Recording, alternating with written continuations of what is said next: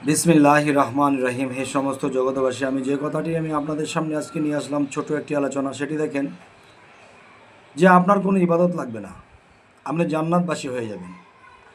আপনার কোনো আছে না যে সেজদা করবেন, মসজিদে যাবেন বা কোনো একটা কিছু করবেন, কিছু লাগবে না, আপনি জান্নাতে যাবেন। শুধু কোন কাজটার বিনিময়ে যাবেন জানেন? আপনি এতিম অসহায়কে আপনি আদর করছেন, ভালোবাসছেন, নিজে না খেয়ে খাওয়াচ্ছেন। এবং দেখা যায় আরেকটা বিষয় হলো যে আপনি হাঁটেন, চলেন, ফিরেন, খান, সবসময় ভিতরে আল্লাহ আল্লাহ জিকির করেন, আর কিচ্ছু দরকার নেই। তবে ফাঁকে দিয়ে একটি কথা বলে নিব, এই কাজটিও করে নেবেন যে জীবনে যদি আপনি কোনো দিন একটা কাজ করেন বা যে কোনো একটা কিছু করতে যান, এটা কিন্তু একটা উস্তাদের প্রয়োজন হয়, যেটা কিভাবে করতে হয়। তাই একটু ছোট কথা, যে একজন কামিল মুর্শিদকে ধরে নেবেন এবং ওনার কাছ থেকে আপনি বায়াত হয়ে চলে আসবেন।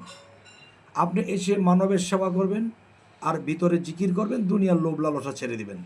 আপনি জান্নাত পাবেন, আপনার চেয়ে উন্নত জান্নাত আর কেউ পাবে না। অবশ্যই অবশ্যই, যদি এই কথার প্রমাণ কেউ চান, আমি দেবো ইনশাল্লাহ। হ্যাঁ, সামনে যেন আপনাদেরকে আরও ভালো আলোচনা দিতে পারি, এই জন্য আপনারা ফলো দিয়ে রাখুন। যদি ইউটিউব হয়, আপনারা সাবস্ক্রাইব করে রাখুন, অবশ্যই আপনাদের সামনে পৌঁছে যাব। সকলে ভালো থাকবেন। আল্লাহ হাফিজ।